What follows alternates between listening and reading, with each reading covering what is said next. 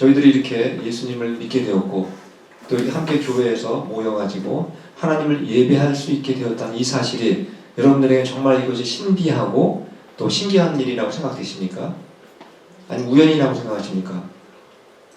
우리 가끔 주변에 보시면은 저 사람은 절대로 예수님을 믿지 않을 것 같다 이렇게 생각했던 사람이 어느 날 갑자기 예수님을 믿고 하나님 앞에 나와서 예배를 드리는 사람들을 가끔 보게 됩니다. 제가 좀 흥미로운 사람들 몇 분을 한번 잠깐 소개해 드리도록 하겠습니다. 앞에 잠깐 사진을 보시면 제가 세 분을 한번 잠깐 소개를 해 드리겠습니다. 첫 번째 사진에 나와 있는 분은 불교의 해경 스님이라고 하는 분입니다. 저분의 이제 원래 이름은 김성화, 지금은 목사님이신데 김성화 목사님으로 그렇게 알려져 있습니다. 이분은 불교를 워낙 이제 깊이 연구하기 위해서 인도에도 가서 공부하고 스리랑카, 또 태국, 대만, 일본 이렇게 여러 불교로 유명한 나라에 다니면서 공부를 했다고 합니다. 근데 이제 한국에서 불교에 이제 승려로 있다가 불교도 거기도 교파 간에 아마 갈등이 있는 것 같습니다. 그 불교 내에서 갈등이 생기면서 싸움이 생겼고 결국 이분이 김해교도소에 수감이 되었습니다. 교도소에 들어가서도 이분은 이제 스님이기 때문에 그 교도소에 있는 도서관으로부터 주로 불교 관련 책들을 대출을 받아가지고 계속 날마다 하루 종일 탐독을 했다고 합니다. 그러던 어느 날 이제 교도관 중에 곧 대학을 졸업하고 이제 제대하게 되는 그 교도관이 있었다고 합니다. 그 교도관이 갑자기 신약 성경, 기드온에서 나온 요만한 아마 성경 기억나실 겁니다. 옛날 저도 조그만 그 기드온 성경책을 받아본 경험이 있는데 그 성경책을 그 스님한테 갖다 주었습니다. 스님이 기분이 좋았겠습니까? 기분이 대단히 나빴습니다. 감히 스님이 나한테 이 성경책을 갖다 주다니 괘씸하기도 했습니다. 한편으로는 자기 같은 불교인들은 대체적으로 불교비들하고 전도하러 다니지 않는데 이 기독교인들은 정말 지독하구나. 그리고 나한테까지 전도를 하다니 그 열성, 그 열의가 대단하다. 이렇게 생각하면서 이튿날부터 신약 성경을 이제 읽어나가기 시작을 했습니다. 근데 워낙 이분은 불교를 많이 보신 분이기 때문에 신약 성경을 읽어가면서 불경에 나와 있는 내용과 아주 비슷한 내용이 들어있다는 사실을 발견하게 됩니다. 혹시 이제 예전에 불교를 믿었던 분들은 혹시 아실지 모르겠습니다만 이런 내용이 나온다고 합니다. 불경에 석가모니가 제자들하고 숲속을 거닐게 되었는데 갑자기 그 위아들이 죽은 그 젊은 과부가 석가모니에게 와서 제발 내 아들을 살려달라고 그렇게 애통을 하면서 간청을 했다고 합니다. 그때 석가모니가 뭐라고 대답을 했는지 불경에 이렇게 나와 있다고 합니다. 그 마을에 들어가서 한 번도 죽은 일이 없는, 죽음을 겪어보지 않은 그 집안에 들어가서 쌀을 한 줌씩 걷어다가 그걸 죽을 끓여 먹으면은 당신의 아들이 나을 것입니다. 이렇게 조언을 했다고 합니다. 젊은 과부는 이제 동네에 들어가서 기쁜 마음으로 그 쌀을 구하러 다녔는데 저녁이 되었을 때까지 다녔지만 쌀을 구할 수가 없었습니다. 결국은 빈손을 들고 석가모니에게 다시 찾아왔습니다. 그때 석가모니가 뭐라고 얘기했느냐 하면 이런 얘기를 했다고 합니다. 사람이 나면 반드시 죽는 것이다. 인연 따라 일어나서 인연 따라 없어지는 것. 너무나 슬퍼할 것이 없느니라. 이렇게 위로의 말을 남기고 떠났다고 합니다. 근데 이 해경 스님이 이 성경을 읽다가 누가복음을 이제 읽게 되었습니다. 읽다 보니까 너무나 비슷한 내용이 들어있었던 것이었습니다. 아마 다 기억하실 것입니다. 나인성 과부 이야기입니다. 나인성에 그 한 과부가 있었는데 위아들이 죽게 되어가지고 관을 들고 지금 장례식을 치르고 있는 행렬을 예수님이 만나는 장면이 기록되어 있습니다. 그때 예수님이 사람은 어차피 죽는 것이니 너무 슬퍼하지 말라 이렇게 위로하고 떠나셨습니까? 그 죽은 청년을 일어나라 이렇게 명령하시면서 살리시는 장면이 기록되어 있습니다. 이 해경 스님은 너무나 비슷한 내용이 불경에도 있고 성경에도 있는데 너무나 결말이 달랐다는 사실을 발견하면서 충격을 받았습니다. 그리고 기독교라는 종교는 이 부활과 생명의 진리가 들어있구나.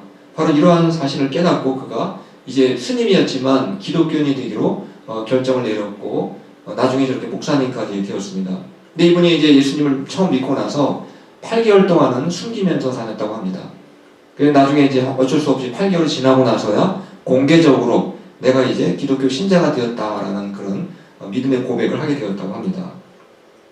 이 두 번째 사진에 나와 있는 저분은 그 동국대학교 아실 겁니다. 한국의 불교를 가르치는 대학이 동국대학교인데 불교학을 공부해서 박사학위를 받고 보현 스님이라는 이름으로 40년 동안 승려 생활을 했던 분이 바로 두 번째 사진에 나와 있는 분입니다.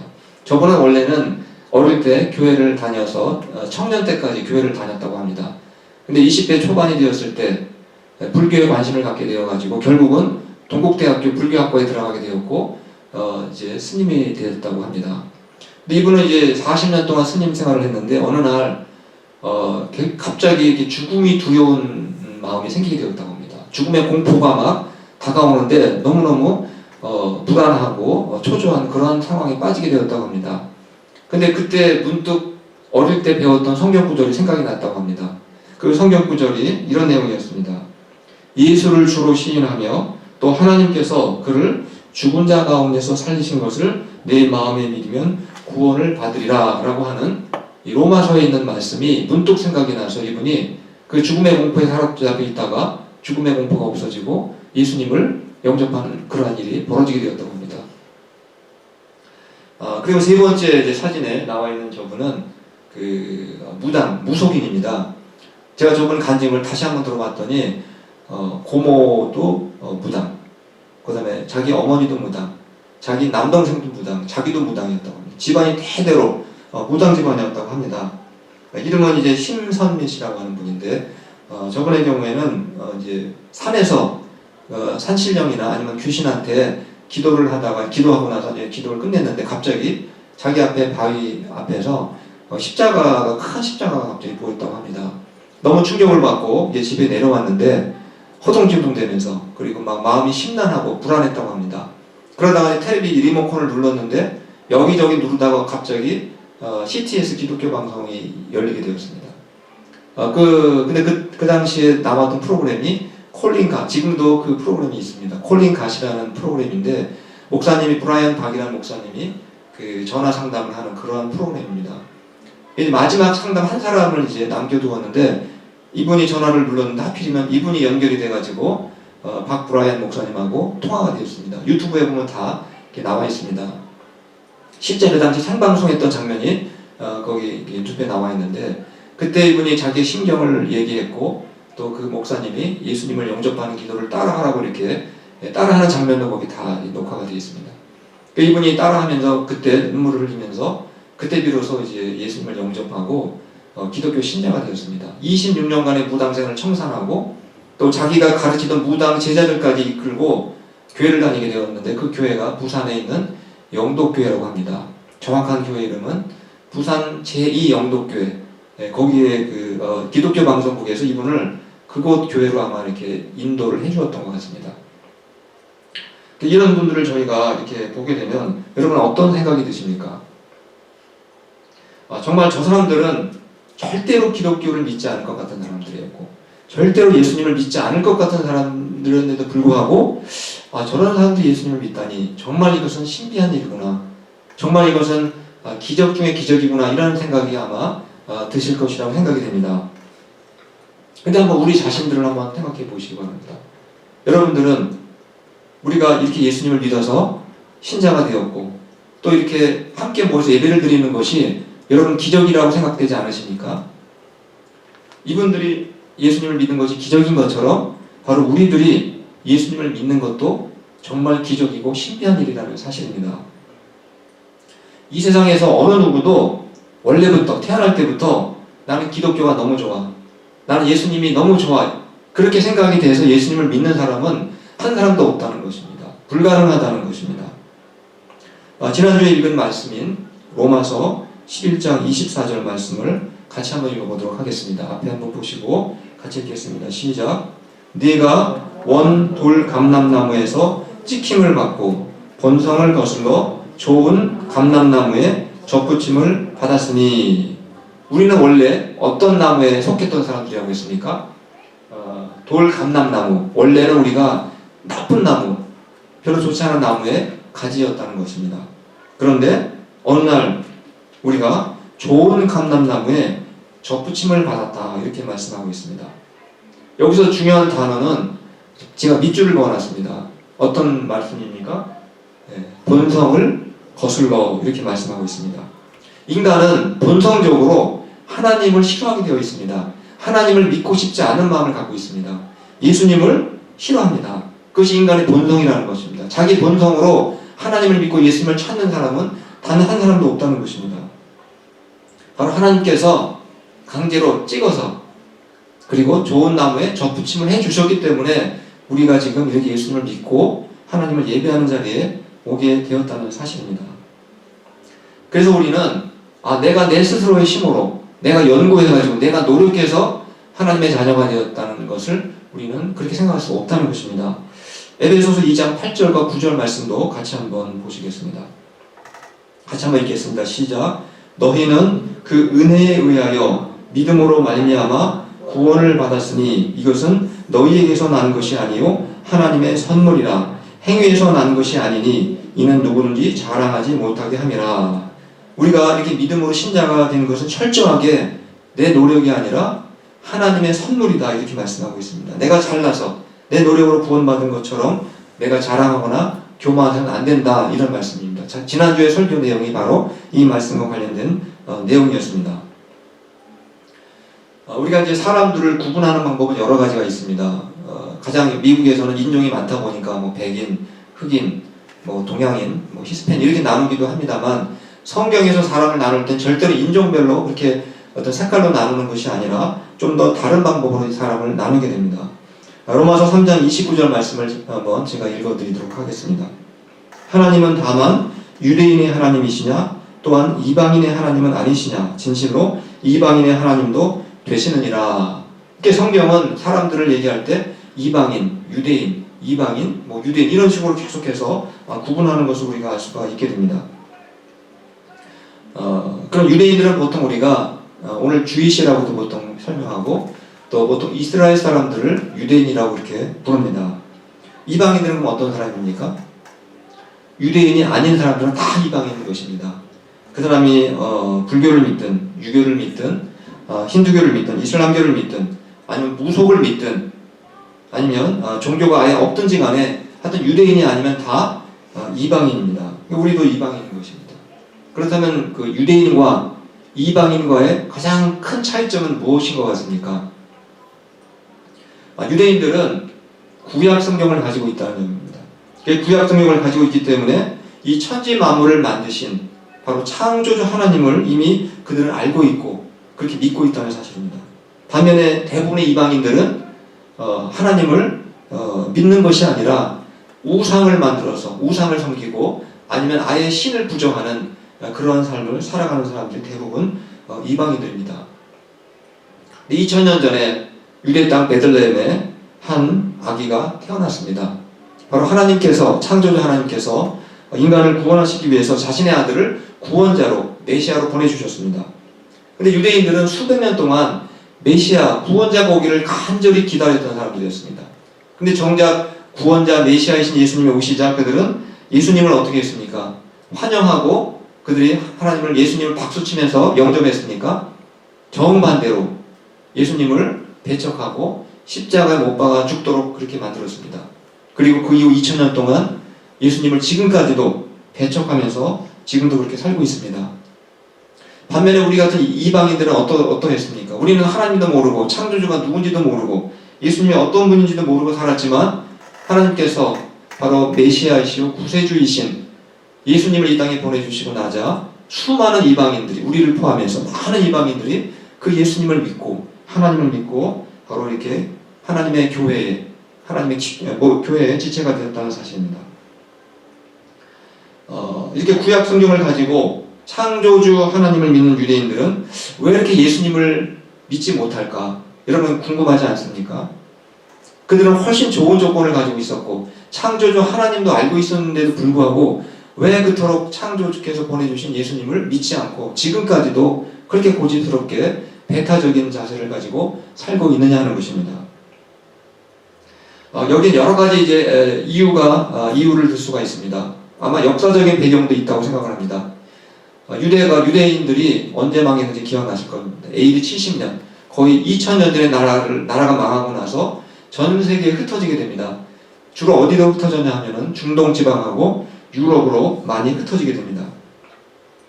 그래서 유럽은 주로 기독교를 받아들여서 기독교 국가가 되었고, 중동 지방은 이슬람교를 받아들여서 이슬람 국가가 되었습니다. 근데 기독교에서 가장 중요한 성지가 어디입니까? 성지 순례하면 주로 어디를 갑니까? 예루살렘을 보통 가게 됩니다. 근데 그 예루살렘을 나중에 이슬람교도들이 빼앗게 됩니다.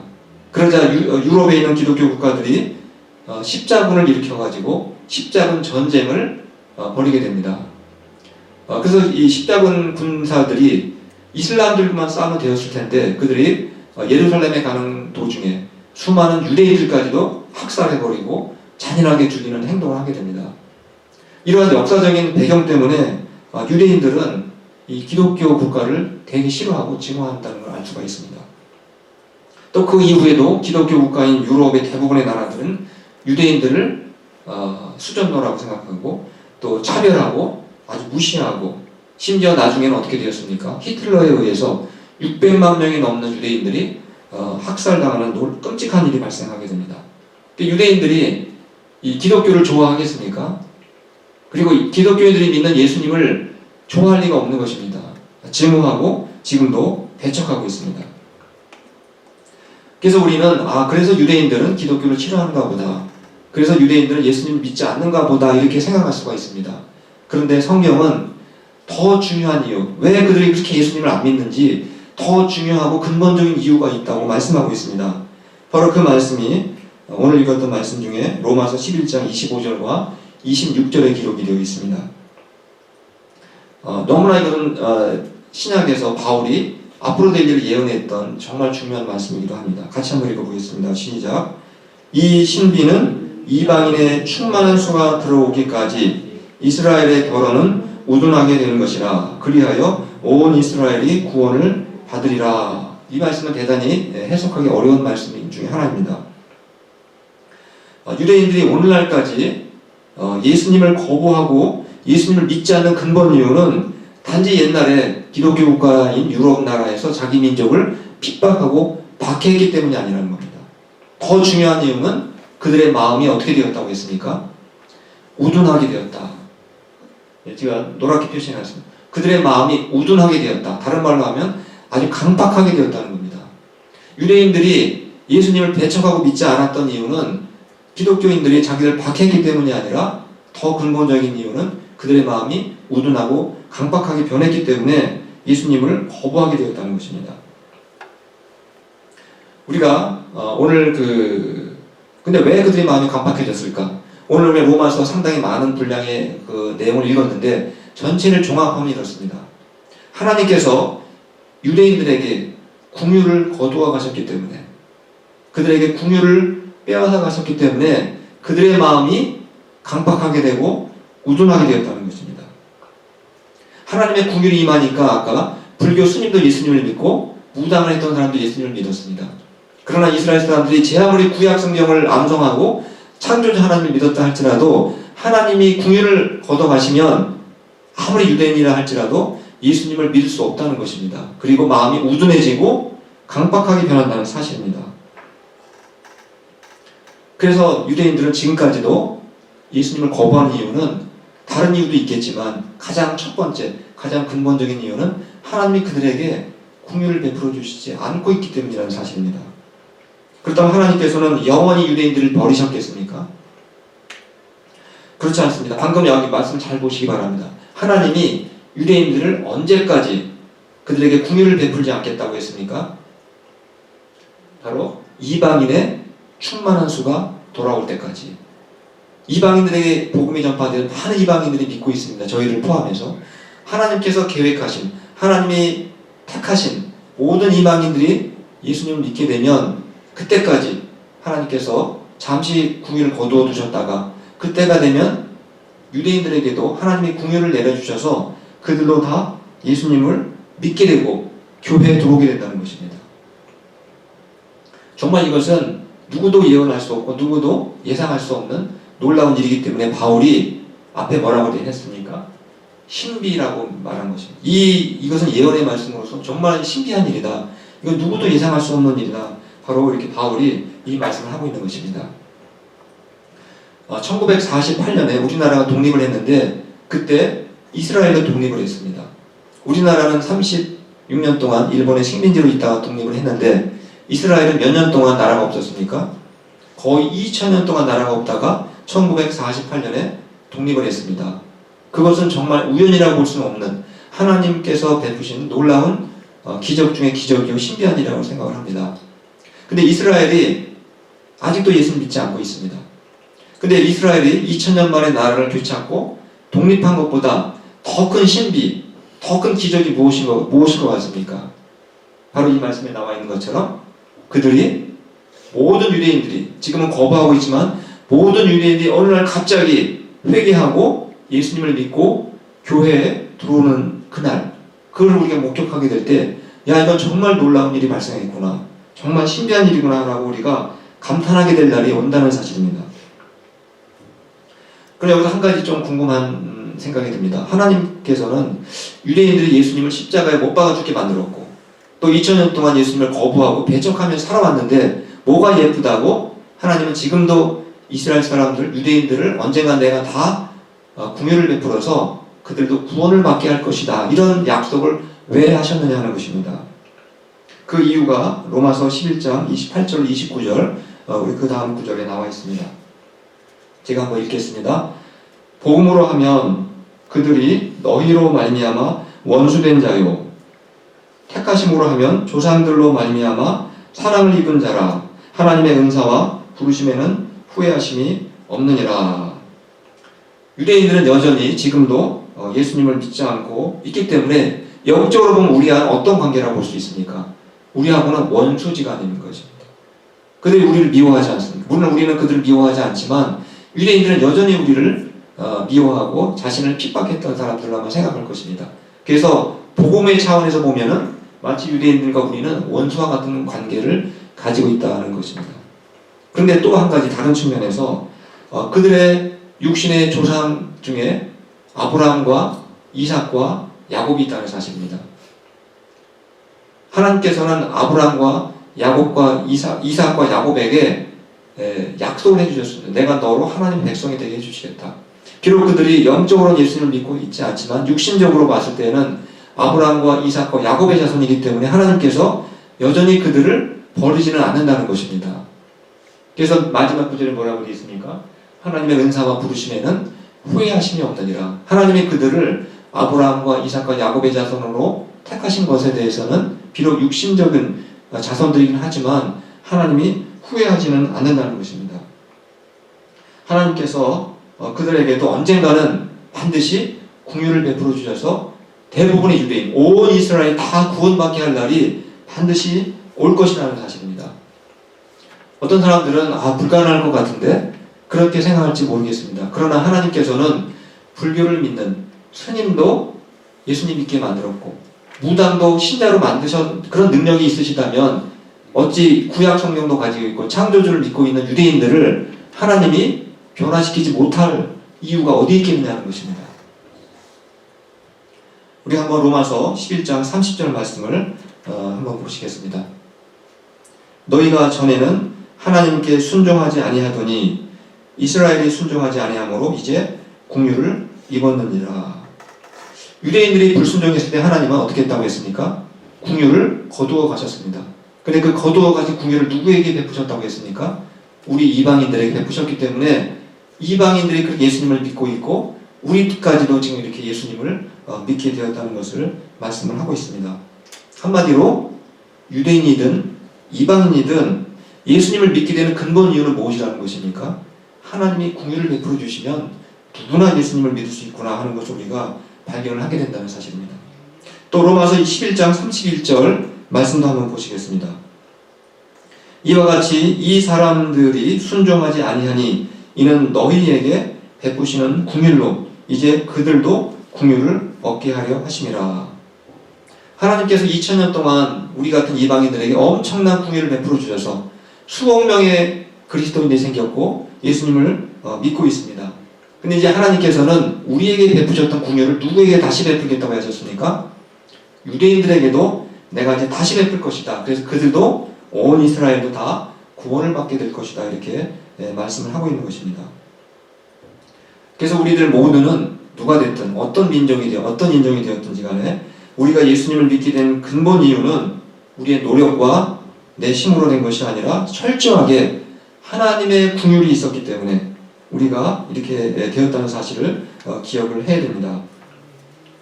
그래서 우리가 사람의 눈으로 봤을 때 저 사람은 절대로 예수님 믿지 않을 사람이야 이렇게 생각되는 사람이 있다 할지라도 우리는 그렇게 생각해서 안 된다는 것입니다. 하나님이 궁일만 베풀어 주시면 갑자기 어느 날 예수님을 믿고 신자가 될 수 있다는 사실입니다. 아까 불교 그 스님들도 어떤 1년 동안 신앙을 공부해서 예수님을 믿게 된 것이 아니라 순간이었던 것을 우리가 알 수가 있습니다. 오늘 우리가 로마서에서 읽었던 마지막 그 구절을 같이 한번 읽어보도록 하겠습니다. 로마서 11장 32절 말씀입니다.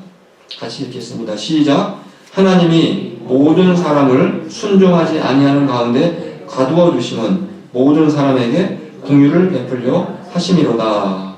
전체 오늘 말씀을 종합하는 것입니다. 이방인들도 옛날에는 하나님을 믿지 않고 불신하던 사람들이었습니다. 그런데 하나님께서 그들에게 긍휼을 베풀어 주셔서 하나님께 돌아와서 예수님 믿게 되었다. 또 유대인들도 2000년 동안 하나님을 대적하고 예수님을 배척했지만 하나님도 그들에게도 긍휼을 베풀어 주셔서 다시금 구원해 주실 것이다. 이렇게 지금 종합해서 우리에게 말씀을 하고 있습니다. 우리가 오늘 말씀 쭉 한번 이렇게 들으셨는데 그게 우리에게 어떤 큰 의미로 다가오십니까? 유대인들이 구원을 받든 말든 그게 우리하고 사실 별 상관이 없을 수도 있습니다.